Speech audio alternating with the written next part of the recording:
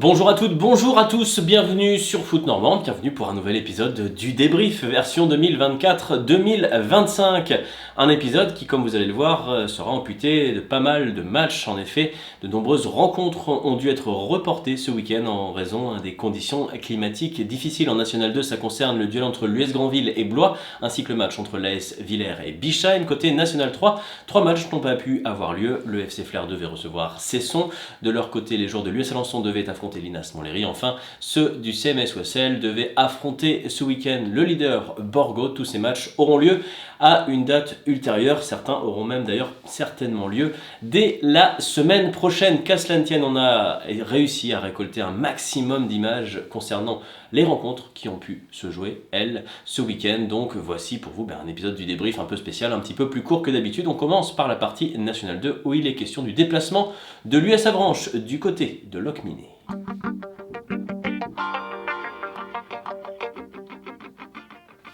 Malheureusement, pour des raisons indépendantes de notre volonté, nous n'aurons pas d'image à vous montrer de cette rencontre. Qu'à cela tienne, pas trop de regrets. Le score final, vous le voyez, 0-0 sur un terrain rendu difficilement praticable par les pluies diluviennes. Chaque équipe aura eu ses occasions, mais il aura été difficile de produire du jeu.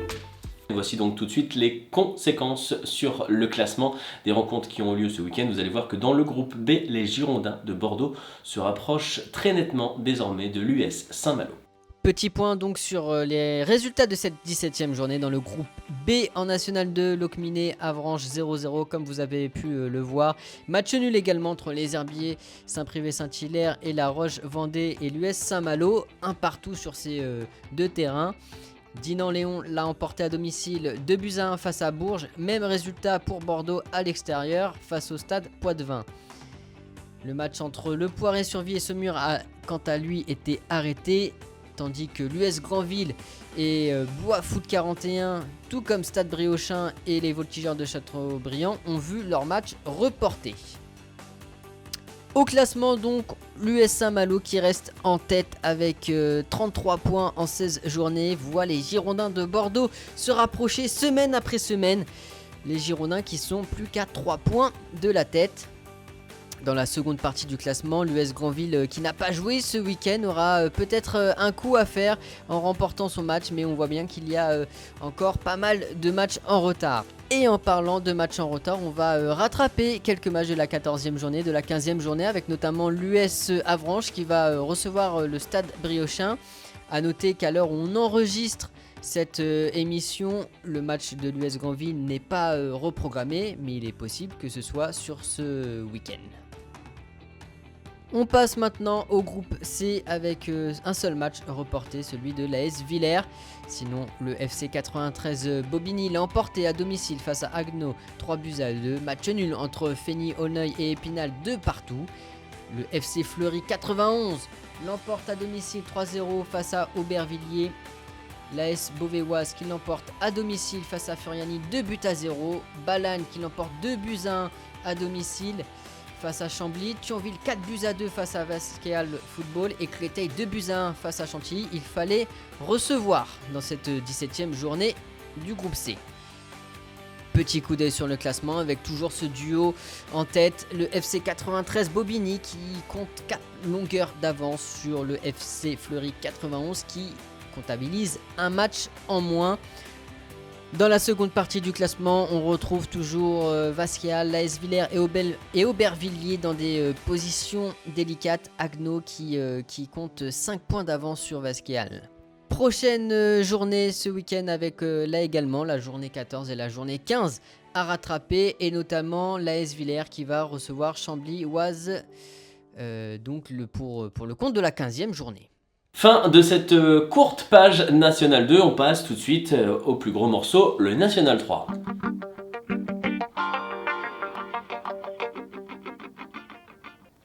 Le National 3 où il sera question d'un derby 100% canet pour commencer dans le groupe D ce week-end. La SPTT Caen recevait la réserve du Stade Malherbe. Voici ce qui s'est passé entre les deux formations cannaises.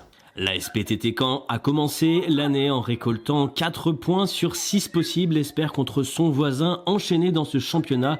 Les postiers ont eu des situations depuis le début de la partie quand soudain un éclair de génie va jaillir des pieds d'un héros de la Coupe Gambardella d'il y a quelques saisons, Antoine Le Pelletier, l'ancien Virois, à la 54e minute, qui expédie une superbe frappe enroulée qui vient se loger dans la lucarne. Alors pas la lucarne, mais le petit filet des postiers. Le Stade Malherbe qui mène 1-0 et qui va doubler la mise sur corner quelques minutes plus tard. Dimitri Denis-Napi qui parvient à doubler la marque. Le score final de ce derby 100% canet, 2-0 en faveur des Malherbistes. Un nouveau succès donc dans ce championnat pour la réserve du Stade Malherbe qui engrange mine de rien ces dernières semaines la SPTT Caen qui n'a toujours pas réussi à enchaîner les bonnes performances de championnat et qui encaisse sa première défaite de l'année 2025. Pas de match, on le disait, pour l'US Alençon ni pour le CMS Ouessel. On regarde néanmoins tout de suite ce qu'il s'est passé ce week-end pour l'AG Caen, pour le SU Div Cabourg ainsi que pour le Grand Quevilly Football Club. Après avoir abandonné son invincibilité longue de plusieurs semaines, le Grand Quevilly FC était en déplacement ce week-end en Corse pour y défier la réserve du Sporting Club de Bastia. Dans un premier temps, ce sont les Bastiais qui vont obtenir les principales situations, les Tangos qui vont se rebeller. On est en première période, mais comme vous pouvez l'apercevoir sur ces images, ça aura été une partie compliquée pour les visiteurs normands, puisque ce sont essentiellement les insulaires qui se sont octroyer les situations dans cette partie. Il y a ce coup franc sur lequel le gardien du GQFC se couche idéalement. Le ballon qui essentiellement dans cette partie passe par les pieds des joueurs en bleu qui se procure l'essentiel des situations et au final c'est sur un coup franc direct sur un mini corner ouvert que la situation va se décanter à la 85e minute. Cyril Loïc Onana Etoga fait craquer le GQFC. Le score final dans cette partie sera de 1-0 malgré un ultime sursaut sur coup franc. La marche était trop haute pour le Grand Quevilly FC qui s'incline une deuxième fois d'affilée dans ce championnat de National 3. Le SU Div Cabourg se déplace chez le deuxième du groupe D de National 3, Bretigny. Et les choses auraient pu très bien débuter pour les Divés avec ce long ballon, cette remise de la poitrine de Alban Bekombo pour Mahmoud El Wakil. Mahmoud El Wakil, le 1-2 avec Mathis Kessel. On remet à Mathis Kessel, mais la frappe finit dans le petit filet. Quelques minutes plus tard, il y a encore ce jeu de dédoublement avec Mathis Kessel qui remet à Alban Bekombo, mais c'est une position de hors-jeu qui vient annuler le but. Au retour des vestiaires et plus précisément à la 61e minute de jeu, débordement côté droit et Magloire Ndimbe Doumbé qui reprend ce ballon au premier poteau et qui vient tromper Maxime Verrier. 1-0 pour les locaux. Les Divés qui vont réagir une première fois sur corner avec ce ballon à l'entrée de la surface de réparation qui est repris mais qui s'envole. C'est sur un nouveau corner que la lumière va jaillir et c'est Redouane Bariti qui vient égaliser seul au second poteau. Il est présent pour enchaîner contrôle poitrine, frappe pied gauche, lui le défenseur central qui vient inscrire le but de l'égalisation. Quelques minutes plus tard, il y a ce ballon et ce cafouillage aux abords de la surface d'Yvez avec ce ballon qui est écarté, la petite talonnade, le centre, la passe en retrait mais facilement capté par Maxime Verrier. Il y aura bien une dernière opportunité sur coup de pied arrêté pour les Divés mais le score ne bougera plus. Un dernier match à vous montrer dans ce pêle-mêle, le déplacement de l'AG Caen chez la réserve de l'AC Ajaccio, un déplacement qui démarre bien la 3e minute. Abdelmajid Ait Waissi qui réussit à frapper ce coup franc dans le soupirail du gardien adverse. C'est idéalement placé, ça fait 1-0 pour l'AG Caen, mais ne vous y trompez pas, ce sera finalement un déplacement cauchemardesque pour les joueurs de l'AG Caen. 18e minute, Ael Hassan Touré permet aux joueurs corses de revenir à hauteur et derrière, malheureusement pour le duo Legras ça va rock, ça va s'enchaîner du côté des joueurs de l'AC Ajaccio.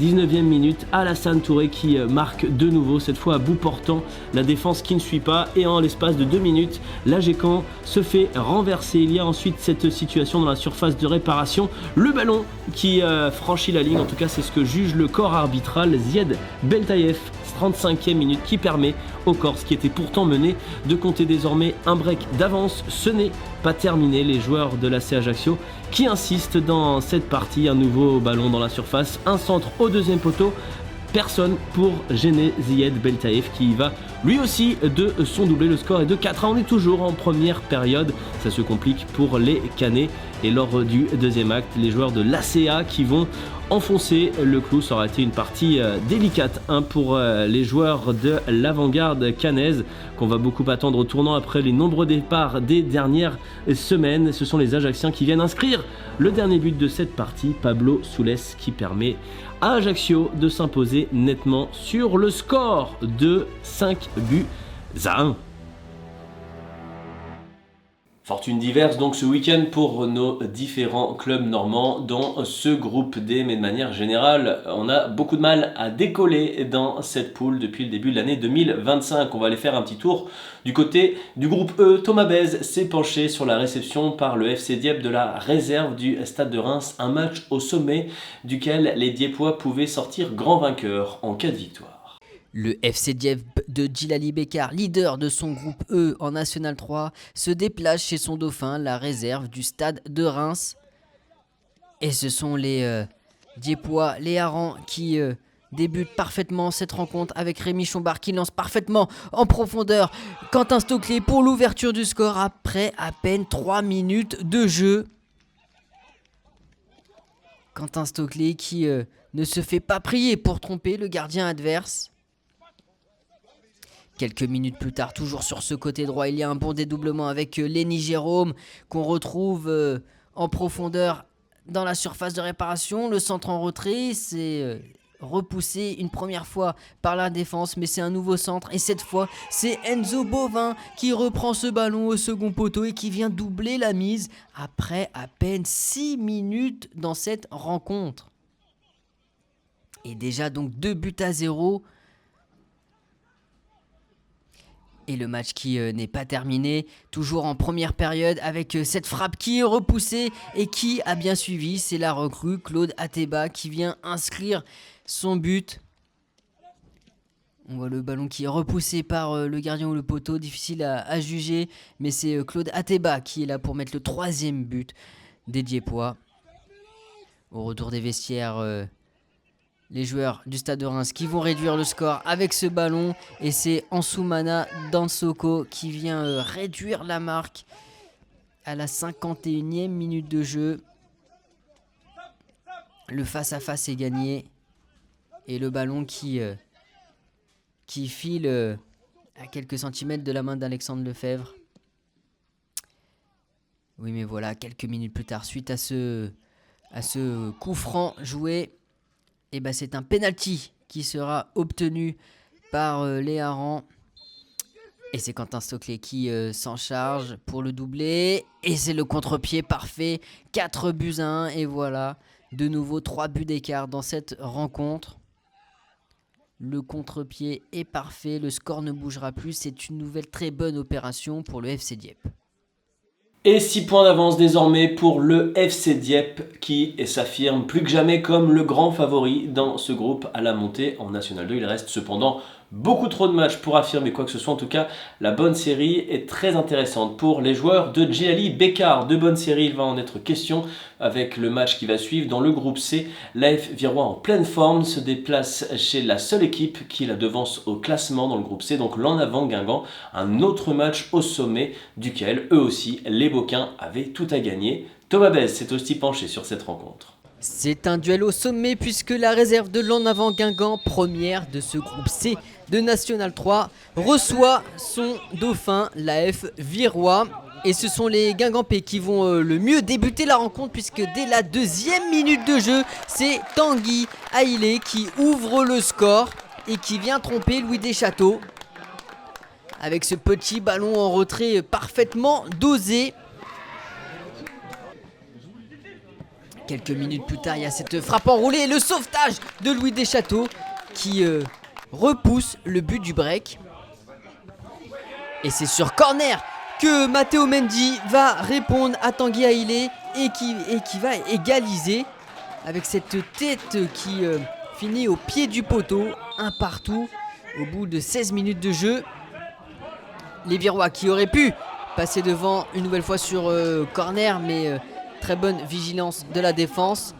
Et sur un nouveau ballon joué dans la surface de réparation, Louis Deschâteaux qui permet aux siens de garder le match nul. On revient en seconde période avec Matteo Mendy après l'heure de jeu qui redonne l'avantage aux Virois. L'enchaînement est parfait, la frappe du gauche est croisée. Noah Marek qui ne peut rien faire. Et 2 minutes plus tard, c'est Hugo Bretagne qui fait le break. 68 minutes de jeu et l'AF Virois qui mène de 2 buts d'avance. Le score ne bougera plus, c'est une belle victoire pour les Virois. Ça va fort pour Dieppe, ça va fort donc pour Vire qui redevient co-leader de son groupe C de National 3. On découvrira d'ici quelques instants désormais où en sont vraiment les Virois par rapport à la concurrence. En tout cas, l'opération est excellente. On se tourne vers le dernier match de ce week-end. Le FC Saint-Lô recevait Plabennec avec l'ambition d'enfin lancer cette année civile. Ils sont dans une mauvaise passe, nos amis Saint-Lois. Est-ce qu'ils s'en sont sortis? La réponse en images. Le FC Saint-Lô-Manche recevait Plabennec, lanterne rouge du championnat, et les choses allaient bien débuter sur les meilleurs auspices avec cette première occasion de Bambo Touré, malheureusement repoussée. Et c'est suite à un coup franc mal dégagé que Mohamed Zegay ouvre le score à la 26e minute de jeu. Au retour des vestiaires, Plabennec qui continue d'attaquer. Et c'est un nouveau face-à-face remporté. Cette fois, c'est Nathan Madec qui permet à son équipe de doubler la mise. Les Saint-Lois vont réagir avec ce bon centre et la tête reprise par Tom Koyak qui vient réduire le score au moment de l'heure de jeu. Et les Saint-Lois qui vont avoir l'occasion d'égaliser, mais le penalty est repoussé. Le ballon qui reste dans la surface de réparation, c'est repoussé une première fois, puis une deuxième fois. Décidément, quand ça ne veut pas, ça ne veut pas. On revoit ce penalty repoussé par le gardien adverse. Malheureusement, il faudra encore attendre pour le FC Saint-Lô qui laisse échapper de précieux points et qui relance aussi malheureusement une équipe de Plabennec, lanterne rouge avant ce match qui n'en demandait pas tant. Les conséquences au classement sont évidemment négatives pour le FC Saint-Lô, positives pour l'AF Virois et pour le FC Dieppe. Voici le bilan des groupes C, D et E de National 3 à la lecture des résultats du week-end. La grosse performance du week-end dans le groupe C, c'est la victoire 3-1 de l'AF Virois chez le leader Guingampais. Vire qui se retrouve co-leader, on le verra dans un instant. Saint-Lô réalise l'opération inverse, la revers contre la lanterne rouge qui fait du mal. Vous voyez, Vire avec 30 points comme Guingamp, Vire co-leader, 4 points devant Milizac, le futur adversaire virois. Les Virois ont une marge certaine désormais sur les places du fond de tableau. Le FC Saint-Lô et le FC Flers, eux, n'ont pas de marge, seulement 2 points d'avance, un match en retard pour le FC Flers. Ce sera chaud certainement jusqu'au bout. La semaine prochaine, Vire peut enfoncer le clou contre Milizac. Saint-Lô se rend à Fougères. Flers se déplace du côté d'Ergué et Gabéric dans l'espoir de réaliser une belle opération au classement. Dans le groupe D, la victoire de la réserve de Malherbe qui confirme sur le terrain de la SPTT Caen 2-0, des matchs reportés ceux d'Alençon et de Wassel, et le match nul de Div Cabourg à Bretigny, les défaites en Corse chez les réserves professionnelles de l'AG Caen et du Grand QVI FC. Ça n'arrange pas les affaires normandes dans ce classement. La belle opération reste néanmoins pour le Stade Malherbe comme pour la C Ajaccio. Le Stade Malherbe n'est qu'à 2 points du sommet occupé par le FC Borgo qui compte néanmoins 2 matchs de moins que les Rouges et Bleus. Le CMS Wassel sans jouer reste dans la première partie du tableau. Le SU Div Cabourg a glané ce week-end son 16e point de la saison. La SPTT Caen, l'AG Caen, le Grand QVI FC, Chatou et Alençon se tiennent dans un mouchoir de poche. Ce sera difficile pour les Normands d'éviter la casse en fin de saison certainement. La semaine prochaine ou plutôt la semaine suivante, Wassel ira du côté de l'Inas Montlhéry. Nouveau derby canet AG Caen ASPTT Caen. Match à domicile pour la réserve de Malherbe contre Bretigny, tout comme le SU Div Cabourg qui recevra la réserve de Bastia après son match de Coupe de France. Le Grand QVI FC défiera de son côté l'US Alençon pour le deuxième derby 100% normand de la 15e journée.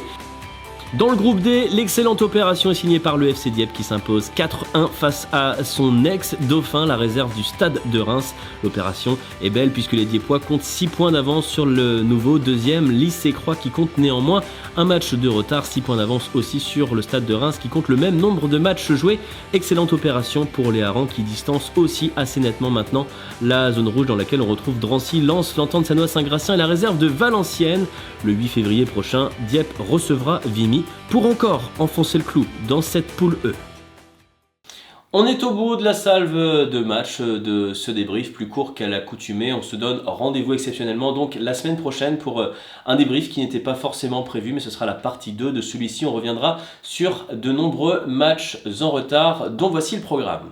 Rendez-vous la semaine prochaine dans le débrief pour 2 matchs du groupe B à domicile pour l'US Avranches et l'US Granville. Les Avranchinais recevront le Stade Briochin. Les Granvillais affronteront Blois, ce qu'ils devaient faire ce week-end. Dans le groupe D, le UF Cabourg affrontera Borgo. Ce sera vendredi soir. L'US Alençon recevra le SA Linas Montlhéry. Enfin, dans le groupe C de National 2, l'AS Villers recevra le FC Chambly. C'est la fin de cet épisode. Merci à toutes et à tous de l'avoir suivi. Merci à nos contributeurs, encore toujours et fidèles au poste. Merci à Thomas Bèze. On se donne rendez-vous pour un épisode spécial la semaine prochaine, la partie 2 donc de ce numéro, dans lequel on reviendra sur les matchs en retard. D'ici là, portez-vous bien, passez toutes et tous une excellente semaine. Allez, salut!